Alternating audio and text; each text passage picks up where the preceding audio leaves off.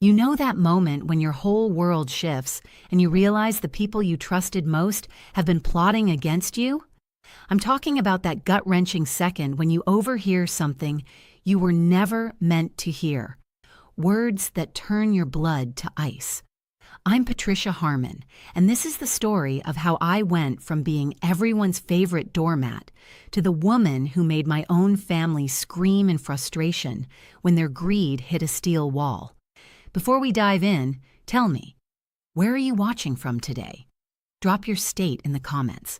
I'd love to know I'm not alone in this, because what happened to me, well, it could happen to anyone. It was a Tuesday evening in March, just outside Portland, Oregon. I was 67 years old, a recent widow of 8 months, and still drowning in the grief of losing my husband, Robert. We'd been married for 42 years. 42 years of building a life together, raising our 2 children, Michael and Lauren, and working ourselves to the bone to create something meaningful. Robert had been a commercial airline pilot, and I'd spent 35 years as a registered nurse at Providence Portland Medical Center. We weren't wealthy by celebrity standards, but we were comfortable, very comfortable. The house was paid off, we had healthy retirement accounts, and Robert's life insurance policy was substantial. Everything was in order, everything was planned, or so I thought. That Tuesday, I'd invited Michael, Lauren, and their spouses over for dinner.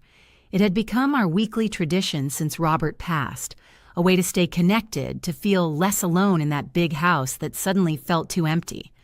I was in the kitchen pulling a roasted chicken from the oven when I heard them in the dining room.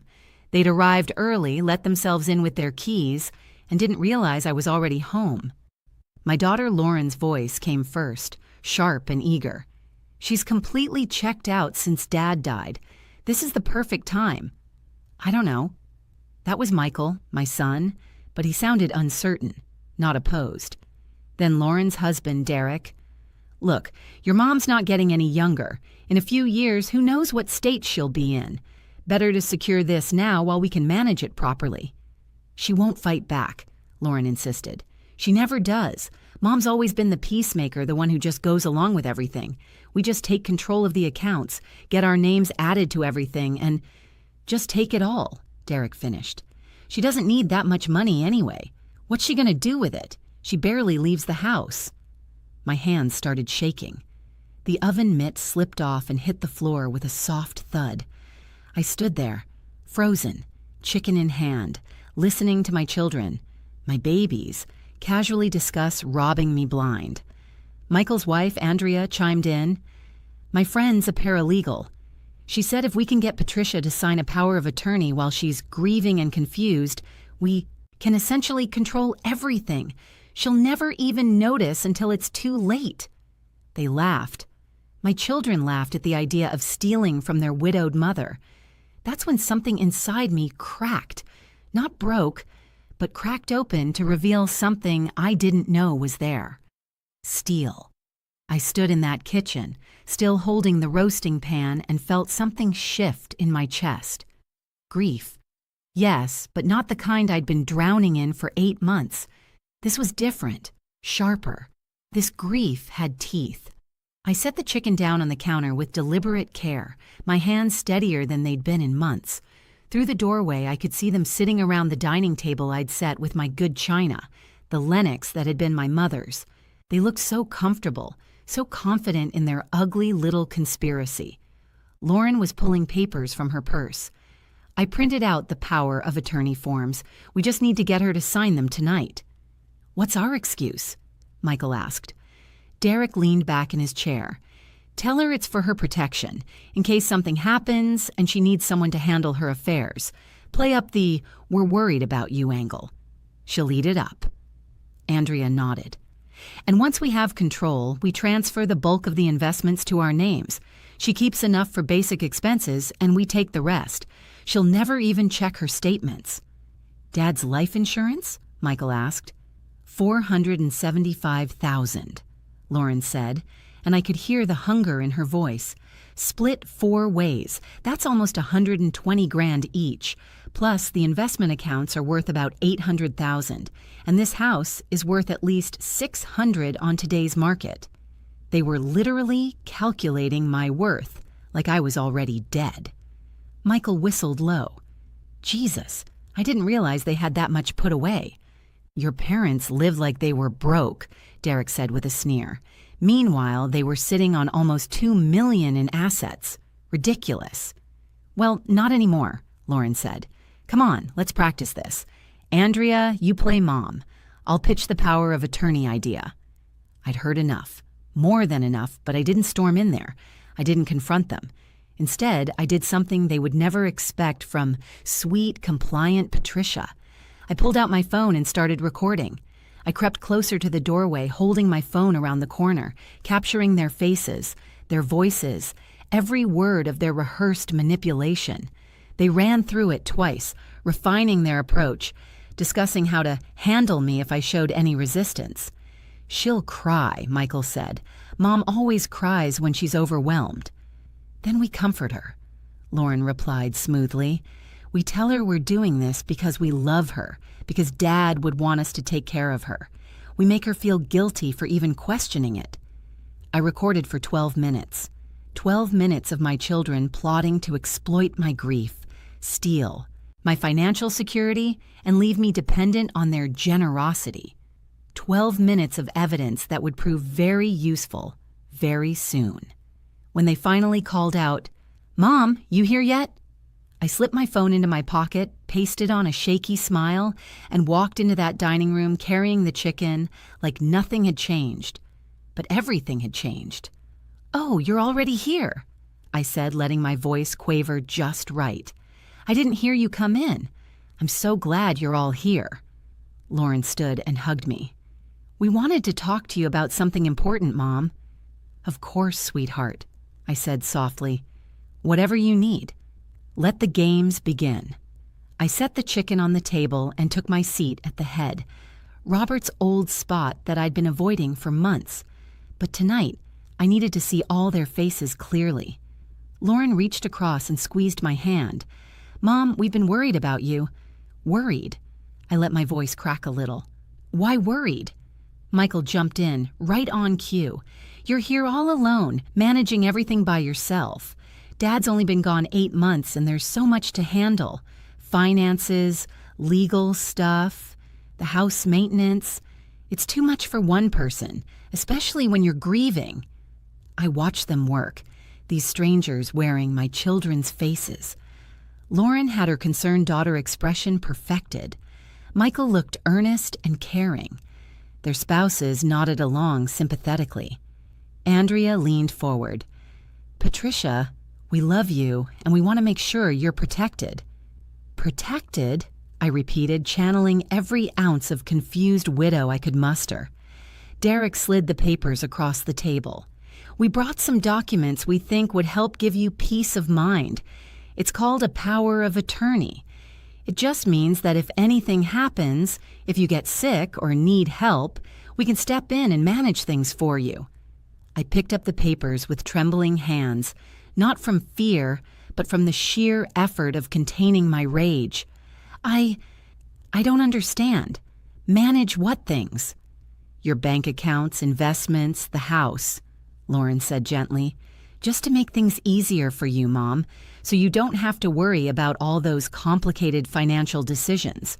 We know how much Dad handled all of that." Oh, they were good. They really were. Robert had managed our investments, true, but I'd been a nurse for 35 years. I knew how to read paperwork, how to understand medical bills more complex than any financial statement, how to spot a con when I saw one. "This would give you access to everything?" I asked, scanning the document. "Only if you need help," Michael lied smoothly. "It's just a safety net." I looked up at them with watery eyes. "You'd do this for me?" "Of course, Mom," Lauren said. "We're family." Family. The word tasted like ash in my mouth. I picked up the pen they'd helpfully placed next to the papers. I held it over the signature line while they all held their breath. I could feel their anticipation, their greed hanging thick in the air like smoke. Then I set the pen down. "You know what? I think I need to read through this more carefully first. Maybe have my lawyer look at it. Robert always said never to sign anything without having Bill review it." Bill Morrison had been our attorney for 20 years. The disappointment was immediate and palpable. Lauren's smile tightened. "Mom, it's really just a formality. There's nothing complicated about it." "I'm sure, sweetheart, but I'd feel better if Bill saw it first. He's helped us with everything over the years. In fact, I have an appointment with him on Friday anyway to go over some of Robert's estate details. I'll bring it then." Michael's jaw clenched. "Mom, this is really something that would be better to handle sooner rather than later." "Oh, I'm not worried," I said with a vague smile. "Friday's only 3 days away. Now let's eat before everything gets cold." I served dinner while they barely touched their food, frustration radiating off them in waves, and I smiled through every single bite. They left early that night, making excuses about work in the morning and prior commitments. Lauren hugged me at the door, holding on just a beat too long, her voice honey-sweet. "Think about what we discussed, okay, Mom? We really do just want to help." "I know, baby," I said, patting her back. "I'll talk to Bill about it." The moment their cars pulled away, I locked every door, closed every curtain, and sat down at Robert's desk in his study. I hadn't been able to enter this room since he died. It still smelled like his cologne and old books. But tonight I needed his space, his clarity, his files. I pulled out my phone and played back the recording. Hearing it again in the silence of the house made it worse somehow. "She won't fight back. Just take it all." My daughter's voice, so casual, so certain of my weakness. They were wrong. I opened Robert's filing cabinet and pulled out every financial document we owned. Bank statements, investment portfolios, insurance policies, property deeds, account numbers. Robert had been meticulous. Everything was labeled, organized, current. Then I made a list. Our primary checking account at Wells Fargo, $43,000. Savings account, $87,000. Robert's life insurance payout, $475,000, currently in a separate holding account. Investment portfolio with Fidelity, $803,000. My retirement account, $267,000. Robert's pension survivor benefits, $3,100 monthly. The house, valued at approximately $615,000, fully paid off. Total assets, roughly $290,000. They'd been slightly off in their calculations that night, but not by much. $2 million was apparently enough to turn your children into thieves. I sat back in Robert's leather chair and let myself feel it. The full weight of the betrayal. These were the babies I'd nursed through fevers, the children I'd driven to soccer practice and piano lessons, the young adults I'd helped through college, the people I'd loved more than my own life. And they saw me as nothing more than a piggy bank to raid. At 11 p.m., I called Bill Morrison's emergency line. He answered on the third ring, his voice groggy. "Patricia, what's wrong?" "Bill, I need to see you first thing tomorrow morning. Not Friday, tomorrow. And I need to bring someone with me. Someone who can transcribe and notarize everything we discuss. Can you arrange that?" His tone sharpened immediately. "What's happened?" "I'll explain everything tomorrow, but Bill, this is about protecting myself from my own children." There was a long pause. "I'll clear my morning schedule. Come at 8. "Thank you." I hung up and opened my laptop. The next 3 hours were spent making careful notes, printing account statements, organizing evidence. I created a detailed timeline of every interaction with my children since Robert's death, noting every time they'd asked about finances, every suggestion they'd made about simplifying my accounts, every instance of them volunteering to help with paperwork. The pattern was clear. This hadn't been a spontaneous idea born over dinner. This had been planned, calculated, building toward that night when they'd finally make their move. At 2 a.m., I finally went to bed, but I didn't sleep. I lay there in the dark, in the bed I'd shared with Robert for 4 decades, and I felt him next to me like a ghost. "I've got this, sweetheart," I whispered. "I'm going to handle this." And somewhere in the darkness, I swear I felt him answer. "I know you will." Bill Morrison's office overlooked downtown Portland, all glass and polished wood. I arrived at 7:45 a.m. with a folder thick enough to beat someone with. Bill met me in the lobby himself, his silver hair immaculate as always, but his expression was grave. "Patricia, come in." His assistant, Marianne, a notary public and paralegal I'd met at several of Robert's business dinners, was already waiting with her laptop and seal. Bill closed the door behind us, and I placed my folder on his desk. "Play this first," I said, pulling out my phone and setting it between us. For 12 minutes, Bill and Marianne listened to my children plot to rob me. Bill's face went from concern to thunderous. When Lauren's voice said, "She won't fight back, just take it all," Marianne's hand flew to her mouth. When it ended, Bill sat back heavily in his chair. "Jesus Christ, Patricia." "I need everything locked down," I said, and my voice was steady as stone. "Every account, every asset, every possible avenue they could use to access my money. I want a fortress built around my finances, and I want it done today." Bill nodded sharply. "Marianne, start documenting.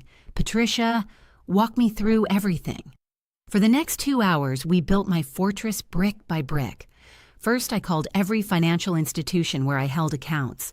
With Bill's legal authority and my explicit instructions, we added red flags to every single account, notations that no one was authorized to make changes, withdrawals or inquiries except me in person, with photo ID and a verbal password that only I knew. The password I chose? Steel Widow. Second, we removed Michael and Lauren's names from everything. Years ago, Robert and I had added them to our checking account as authorized users, just in case of emergencies. That access was now revoked. Third, I changed every single online password. Bill's IT specialist came in and helped me set up 2-factor authentication on everything. Banking apps, investment accounts, email, everything. Every login attempt would now require a code sent directly to my phone. Fourth, we drafted and notarized a new ironclad power of attorney that explicitly excluded my children and named Bill as my sole legal representative should I become incapacitated. It included specific language stating that any previous verbal or written agreements regarding financial management were void. Fifth, and this was Bill's suggestion, we set up a revocable living trust. Every major asset, the house, investment accounts, insurance payouts, was transferred into the Patricia Harmon Trust, with me as trustee and Bill as successor trustee. My children were listed as beneficiaries upon my death, but with zero access or control while I was alive. This essentially removes everything from their reach, Bill explained. They can't claim ownership, they can't petition for control, and if they try to challenge this legally, they'll have to prove you were mentally incompetent when you created it, which this recording proves you were not. Marianne notarized every document. Bill made copies of everything, including the recording. One set went into his safe, one set went into a safety deposit box at a bank my children didn't know about, and one set came home with me. By noon, I was untouchable. "What are you going to tell them?" Bill asked as I prepared to leave. I smiled, a real smile sharp as a knife. "Nothing yet. Let them try." "Patricia," he said seriously, "be careful. When people realize they've lost access to money they thought was theirs, they can get dangerous." "Bill," I replied, "I raised them. I know exactly how dangerous they can be." I spent the next 2 days in careful preparation. To anyone watching, I was just a grieving widow going about her quiet routine, grocery shopping, tending the garden, taking slow walks around the neighborhood. But behind closed doors, I was a general preparing for war. Thursday morning, Lauren called. "Mom, hi, did you talk to Bill yesterday?" "Oh yes," I said vaguely. "We went over some of your father's paperwork. So much to handle. And the power of attorney? What did he say?" "He had some suggestions," I replied, which was technically true. "I'm still thinking it over." I could hear the tension in her voice. "Mom, we really think it's important. Michael and I were talking, and we'd feel so much better if we knew someone was looking out for you." "That's sweet, honey. Hey, why don't you all come over for dinner on Saturday? We can talk about it then." There was a pause, then, "Saturday? Not sooner?" "I'm tired today, and tomorrow I have my garden club meeting. Saturday works better. Is 6 o'clock good?" She agreed, though I could hear the frustration underneath. The moment we hung up, I called Bill. Saturday at 6. They'll probably bring the papers again, maybe with some new angle. Do you want me there? He asked. No, I need to handle this myself, but I want you on speed dial just in case. Saturday arrived gray and drizzly, typical Oregon spring weather. I spent the afternoon cooking. Pot roast, garlic mashed potatoes, green beans, homemade rolls. Not because I wanted to feed them, but because I needed them comfortable, unsuspecting, seated around that table when I lowered the boom. They arrived promptly at 6, and I noticed immediately that they'd dressed up slightly. Michael in a button-down shirt instead of his usual t-shirt. Lauren in a blazer. Their spouses carried briefcases. This wasn't just dinner. This was an intervention. We made small talk through the meal. They asked about my week, my health, whether I was sleeping okay. I played along, the fragile widow, mentioning that I'd had trouble sleeping, that I felt overwhelmed by all the decisions I had to make alone. I watched Lauren exchange glances with Michael. They thought they had me. After dinner, as I served coffee and the apple pie I'd made, Derek cleared his throat. Patricia, we wanted to talk to you about something important. Before you do, I said, setting down the coffee pot, I want to talk to you about something first. I pulled out a folder from the kitchen counter, not the one from Bill's office, but a different one I'd prepared specifically for this moment. I've been thinking a lot about what you said on Tuesday, about the power of attorney, about managing my finances, about how I need help. Their faces lit up. They actually smiled. And you're absolutely right, I continued, returning to my seat at the head of the table. I do need to make sure my assets are properly managed and protected. Exactly, Lauren said eagerly. We're so glad you understand. Which is why, I interrupted gently. I met with Bill Morrison on Wednesday and transferred everything into an irrevocable trust, removed all of you from my accounts, and assigned Bill as my power of attorney. The silence that fell was deafening. Michael blinked. What? I also changed all my passwords, set up 2-factor authentication, and placed alerts on every account. No one can access my money but me. For 3 long seconds, nobody moved. They just stared at me like I'd started speaking a foreign language. Then Derek's face flushed red. You did what? I protected myself, I said calmly, taking a sip of my coffee. Surely you understand. You were so concerned about my well-being after all. Lauren's mouth opened and closed. Mom, you can't just... We were trying to help you. Were you? I pulled out my phone and set it on the table. Because I have a 12-minute recording from Tuesday night that tells a very different story. The color drained from Lauren's face. Michael's eyes went wide. Andrea and Derek exchanged panicked looks. You recorded us, Michael's voice cracked. You were in my house conspiring to steal from me. Yes, I recorded you, every word.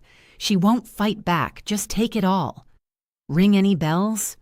Lauren's shock was transforming into anger. That's illegal. You can't record people without their consent. Oregon is a one-party consent state, I replied. I only need my own consent to record conversations I'm present for. Bill verified it. The recording is completely legal and admissible in court should it come to that. Court? Andrea gasped. Patricia, you wouldn't what? Prosecute my own children for attempting financial exploitation of an elderly person? Oh, Andrea, you'd be surprised what I would do now. Michael pushed back from the table. Mom, stop. This is insane. We were just trying to help manage things for you. You're grieving. You're not thinking clearly. I'm thinking more clearly than I have in years. I cut him off. And I heard exactly what you said. You wanted to take control of my accounts while I was checked out. You calculated my net worth down to the penny. You planned to leave me just enough for basic expenses while you split everything else 4 ways. You rehearsed how to manipulate me, how to make me feel guilty for questioning you, how to exploit my grief. Lauren stood up, her hands shaking. You don't understand. Derek's company is struggling. We have expenses. Your financial problems are not my responsibility, I said, and the steel in my voice surprised even me. I worked for 35 years. Your father worked for 40. We sacrificed. We saved. We planned. That money is mine, earned through our labor, and it will remain mine until I die." "When you die?" Derek laughed bitterly. "You mean if anything's left after you blow it all on?" "Careful," I warned. "Finish that sentence and I'll have Bill file a restraining order before sunrise." The room erupted. Lauren started crying, claiming I was being cruel and paranoid. Michael accused me of trusting strangers over family. Andrea called me ungrateful. Derek just sat there, his face twisted with fury, calculating how thoroughly I'd outmaneuvered them. If you're still watching this, if you've stayed with me through this story, please hit that subscribe button, because what happened next proved just how far people will go when money's involved, and you won't believe where this goes. Through all their yelling, I remained seated, calm, unmoved. Finally, when they'd exhausted themselves, I spoke. "Here's what's going to happen now. You're going to leave my house. You're going to leave my finances alone. And you're going to think very carefully about whether you want a relationship with me based on respect, or if you'd rather have no relationship at all. You're choosing money over your own children." Lauren sobbed. "No," I said quietly. "You did that. I'm just refusing to be your victim." They stormed out into the rainy night, and I locked the door behind them. My hands were shaking now, not from fear, but from adrenaline. I'd done it. I'd stood up to them, called them out, protected myself, but I wasn't naive enough to think it was over. I was right. Sunday morning at 7 a.m., my doorbell started ringing insistently. I looked through the window and saw Michael's car in the driveway. I didn't answer. He rang 14 more times, then started calling my phone. I didn't pick up. By Sunday afternoon, I had 17 missed calls and dozens of text messages from Lauren. "Mom, please, we need to talk. I'm sorry. We love you. Please don't do this to us." From Michael. "You're being manipulated by that lawyer. He's just after your money himself. Let us help you." From Andrea. "You're tearing this family apart. Is that what Dad would have wanted?" That last one made me furious. "Don't you dare bring Robert into this," I texted back. "He'd be ashamed of all of you." Monday morning, things escalated. I went to the grocery store, and when I returned home, I found Lauren sitting on my front porch crying. "Mom, please, just talk to me." "We talked on Saturday," I said, unlocking my door. She followed me inside without invitation. "Mom, I'm desperate. Derek's company is about to go under. We could lose our house. I was going to ask you for a loan, but then Michael said we should just get control of everything because you weren't using it anyway. And I know it was wrong, I know it, but I'm scared and I didn't know what else to do." For a moment, just one moment, I felt that old maternal instinct to fix everything, to rescue her. Then I remembered, she won't fight back. Just take it all. "Lauren, if you'd come to me honestly and asked for help, we could have had a conversation. I might have helped you. But instead, you conspired to rob me blind and leave me dependent on your mercy. Do you understand the difference? I made a mistake. You made a choice. You chose to see me as an obstacle to overcome, rather than as a person deserving respect. That's not a mistake. That's a fundamental failure of character." Her tears turned to anger. "You're really going to let your own daughter lose her house? I'm going to let you experience the consequences of your decisions. Welcome to adulthood." She left screaming that I was heartless, that I'd regret this, that she'd never forgive me. Tuesday, Michael tried a different approach. He called Bill Morrison's office and told the receptionist there was a family emergency, that I was having a mental health crisis and needed immediate intervention. Bill called me immediately. "Patricia, I'm documenting everything. Michael claimed you were suicidal and that your recent legal actions were evidence of diminished capacity." My blood ran cold. He's trying to have me declared incompetent. Yes, but it won't work. I have the recording, the documentation of your clear decision-making, and I'm preparing a protective order.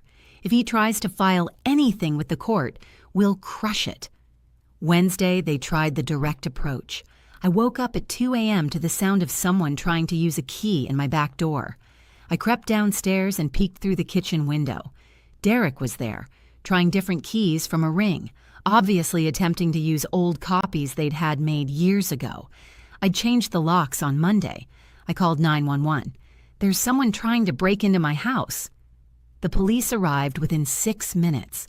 I watched from my bedroom window as Derek was caught red-handed at my back door, fumbling with keys that no longer worked. The officers questioned him while he tried to explain that this was his mother-in-law's house, that he was just checking on her, that he had every right to be there. At 2 in the morning? One officer asked skeptically.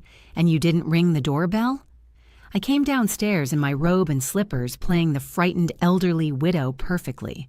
Officer, I don't know why he's here. I didn't invite him. Patricia, tell them, Derek shouted. Tell them I'm family. You're my daughter's husband, I said quietly, but that doesn't give you the right to enter my home without permission, especially not at 2 in the morning. I'd like him removed from my property, please. They didn't arrest him. Trespassing by a family member rarely leads to charges, but they escorted him away with a firm warning. I filed a formal report anyway. Bill had told me, document everything. Thursday morning, Lauren showed up with her pastor, Pastor Evans from her church, a kind-faced man in his 60s who I'd met once at their son's baptism. He looked uncomfortable. Mrs. Harmon, Lauren asked me to come speak with you about reconciliation, he began. Did she tell you what she and her brother tried to do? I asked bluntly. He shifted. She said there was a misunderstanding about some financial arrangements. There was no misunderstanding. They conspired to steal my life savings while exploiting my grief. I have recordings. Would you like to hear them? His eyes widened. Lauren grabbed his arm. Pastor, she's not well. The grief has made her paranoid. Lauren, stop. He pulled away from her. Mrs. Harmon, I'm sorry. I didn't know the full situation. I'll excuse myself. After he left, Lauren's mask finally shattered completely. You've turned everyone against us. You've made us look like monsters. I haven't made you look like anything. I simply told the truth. Mom, I'm begging you. Please, we need help. I need $50,000 or we lose. Everything. No. Just a loan. I'll pay you back. With what money? You don't have any. That's why you tried to steal mine. She slapped me, right across the face, hard enough to snap my head to the side. I touched my cheek, feeling the sting, and looked at her. Really looked at her. My daughter, who I'd rocked to sleep as a baby, who I'd nursed through chicken pox, who I'd helped plan her wedding. This stranger wearing her face. Get out of my house, I said softly. Don't come back. Mom! Her voice broke, realizing what she'd done. If you contact me again, if you come to my property again, if you try to access my accounts again, I will file for a restraining order and I will press charges for assault. Get out. She left sobbing. I locked the door behind her, went to the bathroom and took a picture of my red, swelling cheek. Then I called Bill. They hit me, I said, my voice steady. I want restraining orders filed today, all 4 of them. I'll have them ready by close of business, Bill replied, his voice grim. Patricia, I'm sorry it came to this. I'm not, I said, staring at my reflection in the mirror, at the woman who'd finally learned to protect herself. I'm not sorry at all. The restraining orders were served on Friday. Michael called Bill's office 37 times that day, leaving increasingly unhinged voicemails that only strengthened our case. By the following Tuesday, all 4 of them were legally prohibited from coming within 500 feet of me or my property. The police report from Derek's attempted entry, combined with photographic evidence of Lauren's assault, made the orders easy to obtain. The judge who reviewed my case, a woman in her 70s herself, looked at the evidence and said, "Granted, and Mrs. Harmon, I'm sorry your family put you through this." Bill helped me file reports with Adult Protective Services, not to punish my children, but to create an official record in case they ever tried to claim I was incompetent. The social worker who interviewed me was thorough and kind. She reviewed everything, the recordings, the timeline, the medical records proving my sound mental health. You did everything right, she told me. You protected yourself before they could do real damage. I wish more people in your situation were as proactive. 2 weeks after the restraining orders, Michael's wife Andrea called Bill's office from a different number, claiming she wanted to apologize and asking if I'd dropped the order against her. Bill recorded the call. Within minutes, she was asking if there was any way to negotiate a settlement to make this all go away. "This isn't a negotiation," Bill told her. "Mrs. Harmon has no interest in your family's financial problems. The restraining orders stand." I won't lie and say it didn't hurt. Some nights I still lay awake, grieving not for Robert this time, but for the children I thought I had, the ones who existed before greed poisoned everything. But I also felt something unexpected: relief. The constant low-level anxiety of managing their demands, their judgment, their expectations. It was gone. I sold the big house 3 months later. Too many memories, too many rooms. I bought a beautiful 2-bedroom condo in a secured building downtown with a doorman and security cameras. My neighbors are other older adults, and we have coffee in the common room and play cards on Thursday nights. The trust remains ironclad. Bill manages it brilliantly, and I live comfortably on the distributions without touching the principal. I volunteer at the hospital where I used to work, mentoring new nurses. I took up watercolor painting. I joined a book club. I'm traveling to Scotland next month, something Robert and I always planned but never did. My children have each reached out through various means: letters left at Bill's office, messages through distant relatives, emails from new addresses that get automatically filtered to spam. I haven't responded to any of them. Maybe someday I will if they ever show genuine remorse rather than just anger at being caught. But for now, I'm at peace. I protected myself. I stood up for myself. I refused to be a victim. And if my story helps even one person recognize the warning signs, helps even one person find the courage to protect themselves from family members who see them as a bank account rather than a human being, then sharing this was worth it. They whispered, "She won't fight back, just take it all." They were wrong. I'm Patricia Harmon. I'm 71 years old, and I am nobody's victim.